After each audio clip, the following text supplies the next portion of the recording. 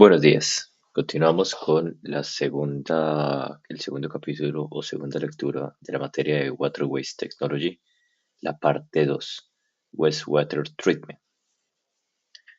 En el video anterior nos tocó cortar relativamente rápido por la falta de minutos de tiempo. Tengo un límite de 30 minutos por video. Así pues, vale la pena volver a eh, revisar esta esquema básico de las plantas de tratamiento como son por dentro. Es un punto que vale la pena acordarse. Entonces, básicamente hay un primer tratamiento que es un tratamiento primario y es básicamente mecánico sobre sedimentaciones y ya. Voy a saltar a la imagen anterior, pero que es esta, porque tiene más dibujos y es más fácil de visualizar. Pero básicamente observemos que hay un ingreso de agua, luego hay un screening, que ese screening son como una especie de primera malla, básicamente lo que hay acá. Luego hay un grit removal. Recordemos que grit es arena gruesa y arena fina mezclada y gravilla pequeñas. Luego están lo que son las trampas de grasa, grease removal, es decir, que retira los aceites que haya en el agua. Y luego hay un sedimento primario. Para que se vea, pues acá está el ingreso de agua, que puede ser con una bomba o con un tornillo de Arquímedes o tornillo infinito. Luego pasa este screen, que es una malla para retener cosas grandes. Y la lógica es que se va reteniendo de lo más grande hacia lo más pequeño, obviamente. Entonces, esto es para quitar el plástico, la botella, el pedazo de palo, si alguien botó el colchón, pues queda aquí en esta malla. Después va a quedar, pues obviamente, arenitas finas, arenas gruesas y pequeñas gravillas. Luego de esas se tienen que retirar y luego van a ver pues unos primeros sólidos que están en el agua y esos sólidos que están disueltos en el agua se tienen que sedimentar, a veces con ayudas de floculadores, que son elementos que hacen que se hunda el agua, digamos la suciedad, o a veces también por gravedad porque son todavía suficientemente grandes. Algunas especies de arcillas, algunas materias orgánicas, y estas caen acá. Y esta es la parte del tratamiento primario. Luego viene la parte de un tratamiento biomecánico. Entonces, hasta acá, básicamente lo que está pasando es agua contaminada con cosas o con elementos pequeñitos, bacterias y cosas así por el estilo, y alguna que otra arcilla y alguna que otra bacteria y ese tipo de cosas. Y ya, digamos, lo grueso del agua se fue. Eso grueso del agua genera un lodo primario. ¿De dónde? Pues del tratamiento primario. Entonces se llama lodo primario. En ingeniería no ponemos nombres tan creativos. Entonces, se acabó el tratamiento primario con la sedimentación primaria y generó lodos primarios, primary sludge. Bueno, luego viene la parte biológica. Entonces, hay un tanque que se llama tanque de lodos activos. Ahí haré algo. ¿Qué es esto? Entonces, acá hay algunos elementos que se pueden ver, que según ve el dibujito, pues hacen algún movimiento y hacen algún ruido y hacen algo que después veremos más adelante en la presentación. Y luego el agua está lo suficientemente limpia para pasar una sedimentación final, y esa sedimentación final genera otro lodo que, como es de la parte secundaria, pues se llama lodos secundarios, y luego ya el agua está lo suficientemente limpia para mandarla al río. Es esto. Entonces, lodos activos, luego viene una sedimentación secundaria, donde se termina de sedimentar las cosas, y ya el agua está lo suficientemente limpia para que salga. Obviamente, después, acá está lo que es el resultado de esto. que son los lodos secundarios. Y pues interesante aquí es que siempre hay como un retorno de lodos que a veces se puede hacer. Se dice, uy, no, de pronto por nuestro cálculo tenemos que pasar el agua dos veces. Entonces se hace un retorno de lodo. Pero cuando ya se terminó el proceso, pues sí se mandan a, a otro lugar. Y entonces, como podrás intuir, esos lodos son ultra cochinos, porque es como el mugre reconcentrado que va del agua y que se sacó, porque si el agua salió limpia, pues toda la basura salió en algún lado. Y son estos lodos primarios y secundarios. Estos lodos primarios y secundarios, que es la cochinada más reconcentrada, es un problema porque uno dice miércoles, ¿y ahora qué hacemos con eso? ¿Quemarlos? Pues no se puede porque si nos lleva pues toxinas a la atmósfera. Entonces, ¿qué tenemos que hacer? Entonces hay un tratamiento de lodos. ¿Qué es esto? Slush treatment. Y es básicamente la parte más costosa. Es decir, aquí siempre va en costos aumentando para el municipio, para la ciudad, y esto es lo más costoso. Este tratamiento de lodos va a un thickener, que es un espesador, se llama. Básicamente aquí se termina de sacar agua que haya podido quedar. Esa agua que pudo haber quedado se llama como supernatant. Se puede como acordar como una supernata y esa supernata se puede volver de nuevo al tratamiento primario porque es básicamente como un agua que se separa de ese lodo en este espesador, en este thickener. Luego viene ya el lodo puro, ya no tiene agua, y eso va a un elemento que se llama el digestor, que es un sitio donde hay como mucho contenido de bacterias y químicos, está a 35 grados, así que hay que mantenerlo calientico en invierno. Eh, en Barranquilla no habría problema, pero posiblemente en Bogotá sí sería necesario subirle la temperatura para que llegue a 35 y que mediante algunos procesos químicos descompongan este lodo y generen gas. Ese gas se guarda en un tanque para después venderlo a personas que necesiten gas, industria, personas, etcétera. Y alguna parte de esos lodos que ya se le sacó todo, algunas partes se pueden usar para algunos usos de agricultura, otros se usan como relleno y ya una parte que no sirve para nada es lo peor, peor, peor, pues solamente se puede quemar. Es lo mismo que se ve acá. Entonces, lo que te digo, acá está la parte del tratamiento primario, acá está el tratamiento secundario o, ¿cómo lo llaman acá? Biológico, biological. Y estos lodos que se reúnen acá y que de alguna manera está este digestor anaeróbico y que genera gas, esto ya es el tratamiento terciario o eh, sludge, sludge treatment. Es bueno que lo tengas en la cabeza cómo es el orden y las cosas. No es muy complejo y tiene una lógica que se va quitando cada vez de lo más complejo, de lo más fácil a lo más complejo, de lo más grande hacia lo más pequeño y se limpia el agua y luego lo que queda restante se trata, ¿no? Es básicamente ese el concepto, no es difícil. Y aquí vamos a ver las partes, entonces, de este tratamiento primario. Este tratamiento primario, entonces, viene con pantallas, luego viene esa sedimentación primaria, que es lo que nosotros vemos acá. Dice screening, grit removal y sedimentación primaria. Eh,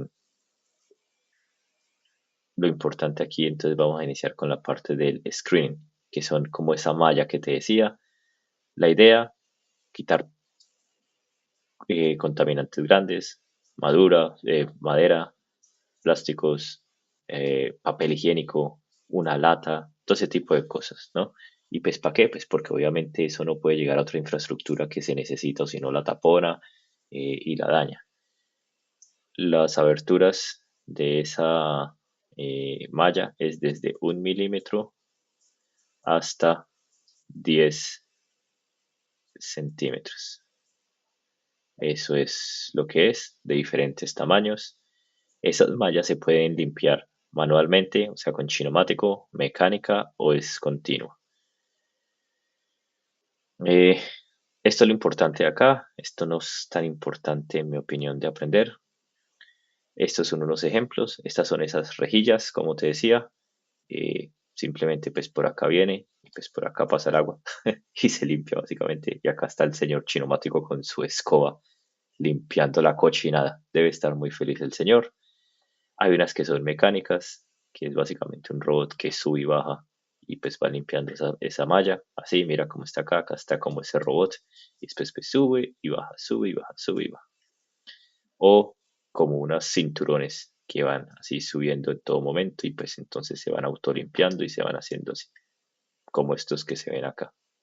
Entonces es como una especie de mallita escalera eléctrica que se va haciendo, pero pues lo importante, bonitas las fotos, pero lo importante es que el objetivo de eso es quitar cosas grandes, proteger el equipamiento hacia abajo y pues las aberturas y que es entre 1 a 10 centímetros y la limpieza. Listo. Eh,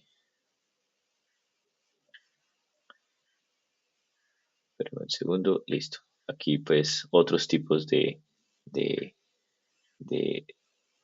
de screenings. Maravilloso. Ahora sí, otro punto importante, el grit removal. Recordemos que grit es como esos componentes de minerales gruesos como gravilla pequeña, arena gruesa, arena fina, etcétera. Entonces, pues, ¿cuál es la idea de retirar ese grit? Entonces, pues, prevenir la abrasión mecánica de los equipos. Obviamente, si tienes arena, eso es como una lija. Y cuando llega a los otros equipamientos como tuberías, bombas, maquinarias, pues entonces estás lijando en todo momento. Y entonces en todo momento tendría que estar cambiando equipamiento costoso. Entonces, pues primero, lo más importante es quitar eso para proteger de abrasión. ¿Ya? Segundo, pues eso puede taponar las tuberías y taponar los tanques, pues, porque tú vas a tener a futuro más tanques. Y esto es evitar la acumulación de esos materiales, de ese grid, en digestores y tanques de lodos activos, porque si no lo va a llenar es con arena y no va a cumplir la función más adelante. Eso es. Acá te explica qué es ese grid material, como te dije, arenas, gravas y otros materiales minerales, ¿no? Lo que hay entre y medio, harina fina, harina gruesa, gravas, etcétera. Eh, la arena debe ser lo limpiada lo más posible, ¿ya? Porque obviamente esas arenas normalmente se vuelven a depositar en el medio ambiente y entonces obviamente si tienes esa arena y esa gravilla contaminada con E. coli, cuando el ruso, bueno, el obrero esté paliando arena para el concreto, de pronto le da diarrea. Es un ejemplo pequeño, pero sí hay que limpiarla lo más posible, o pues los animales, las cosas, eso es. Esta también, hay mucho más grit en sistemas de alcantarillado combinado. ¿Por qué? Pues obviamente porque como se combina el agua lluvia con el agua residual, pues hay mayor cantidad de agua. Y al haber mayor cantidad de agua, pues hay más fuerza del agua que arrastra todo ese material eh, mineral como arenas, gravillas pequeñas y ese tipo de cosas y lo puede arrastrar y tiene más fuerza de arrastre. ¿Por qué? Pues porque hay más agua. ¿Por qué? Pues porque es combinado. Básicamente es esa frase, el por qué no, pero pues es bueno saber. Acá esto es importante, son unos básicos de sedimentación, esos son los principios de la sedimentación. Estas fórmulas son importantes y son sencillitas pero es importante que lo puedas entender. Básicamente dice que el tiempo de asentación tiene que ser menor o igual a la velocidad del flujo. ¿Qué significa eso? Significa que acá usted va a tener a futuro un tanque.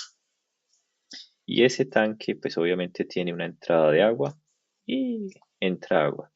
Y va a tener pues una salida de agua a otro lugar. Esta agua pues tiene una cochinada, arenitas, sedimentos que tú vas a hacer lo que sea.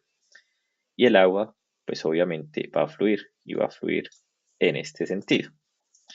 La idea es que se sedimente, por eso es los principios de la sedimentación, es decir, que la partícula caiga y quede en el fondo. Es decir, que si el tiempo de que viene una partícula, aquí está la partícula, y empieza a caer, ¿sí? Por gravedad, ¿no? Empieza así a caer la partículita. Cayó la partícula.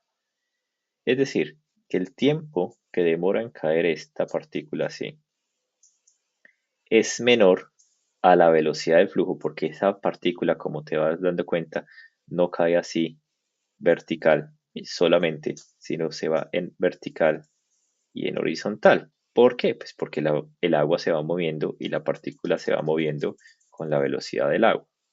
Entonces, si el tiempo de asentamiento, es decir, el tiempo en que esta partícula cae hasta el suelo, es menor o igual a la velocidad del flujo, pues tiene tiempo de caer.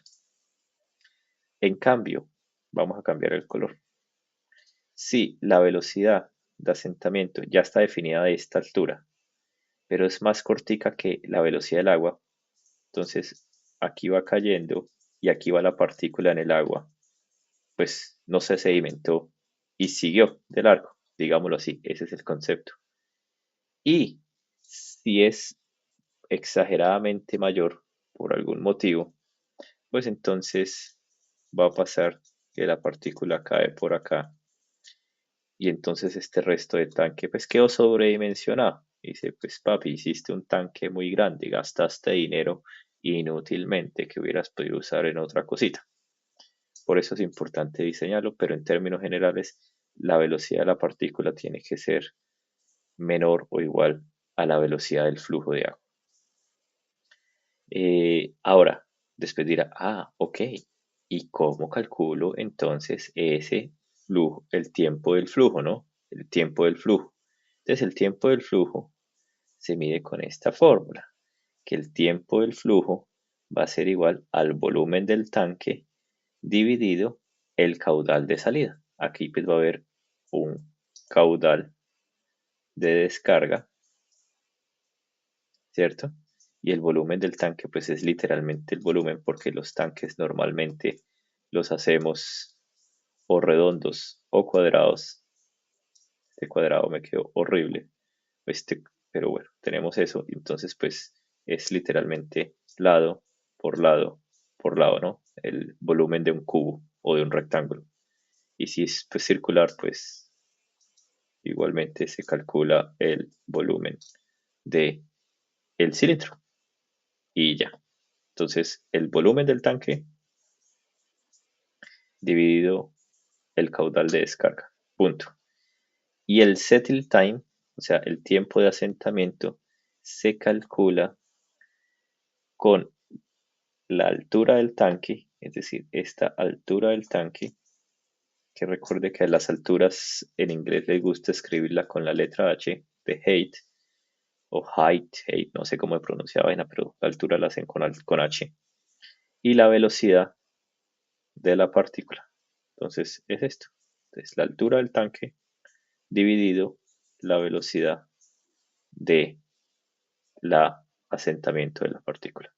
Fórmulas sencillitas que nos ayudan a calcular. Obviamente, ¿de qué depende la velocidad de asentamiento? Como ya te expliqué, primero, de la densidad de la partícula. Es decir, no es lo mismo que sea, no sé, una partícula de plomo a una partícula de icopor.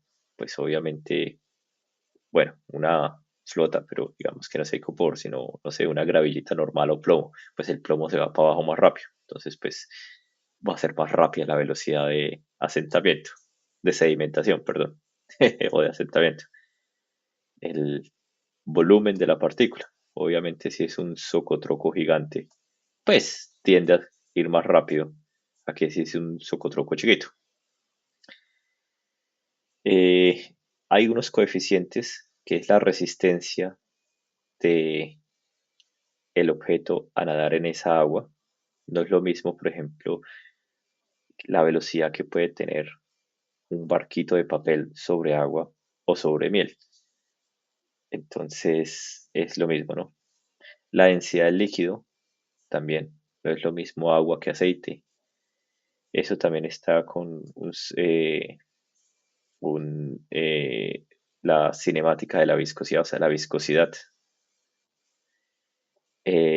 Si cómo fluye el agua, si va a ser horizontal, si es vertical, si va a rotar, si es en espiral, etcétera.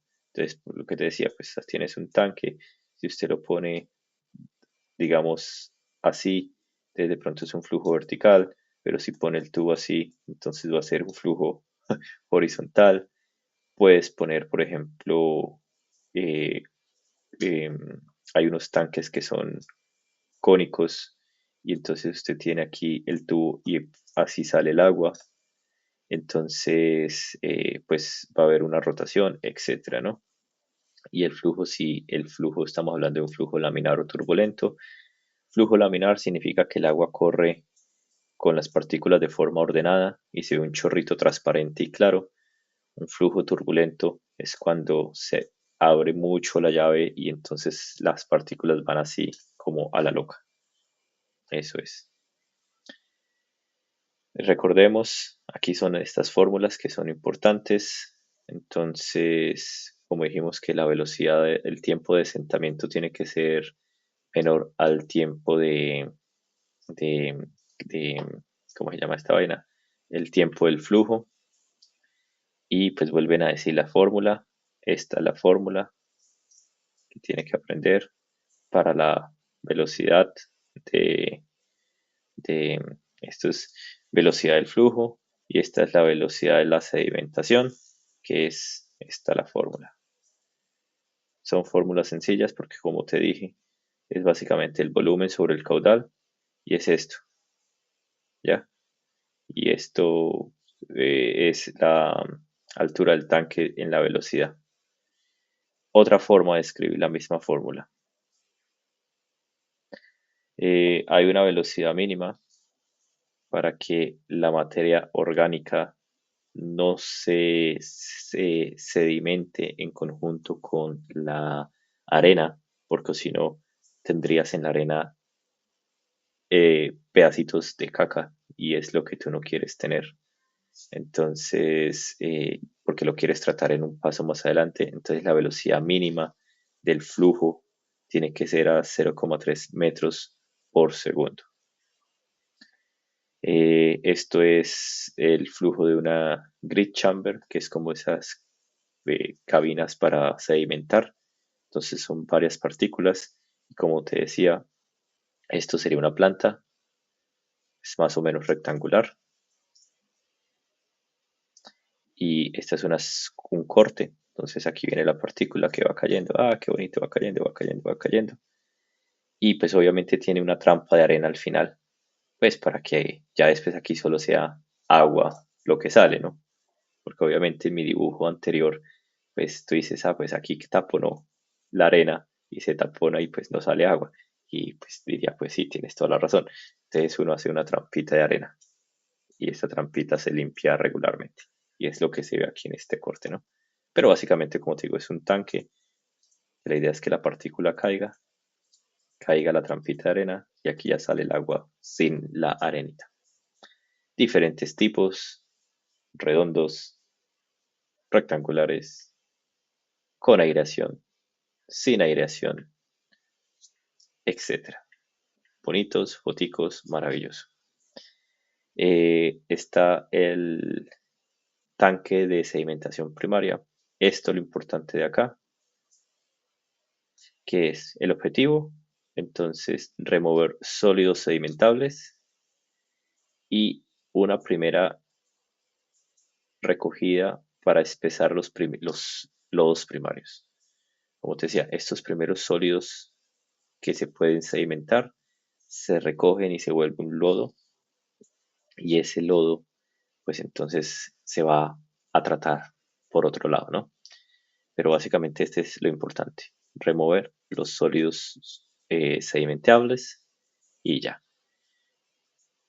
De tanques, pues hay dos tipos de tanques, rectangulares y circulares, son los que nosotros hacemos. Podría haber un tanque triangular en forma de trébol, sí, pero ¿quién calcula eso? Nadie. Entonces uno lo hace rectangular o circular. Maravilloso. Eh, y ahí se tiene que eliminar algunas sustancias floc forming. Me imagino que debe ser algo relacionado con la floculación, es decir, que tengan baja densidad, que se sedimentan por agregación. Entonces, claro, tú tienes una partícula que por solita no se sedimenta porque es muy ligerita, pero hay otras que son de la misma y entonces tienen químicamente una atracción, se atraen como si fueran un imán y entonces se vuelven grandes estas partículas y entonces ahora sí se vuelve un socotroco pesado que se cae. Básicamente es el concepto de la floculación, ¿no? Que es una partícula muy pequeñita, pero que por algún elemento químico que uno puede agregar al agua hace que las partículas pequeñitas del mismo estilo se agreguen y se peguen como si fuera un imán para formar una pelotica más grande y que por su propio peso cae. Entonces, eso es lo que dice. Sedimentable mayoritariamente por agregación, ¿no? Porque se agregan. Mm,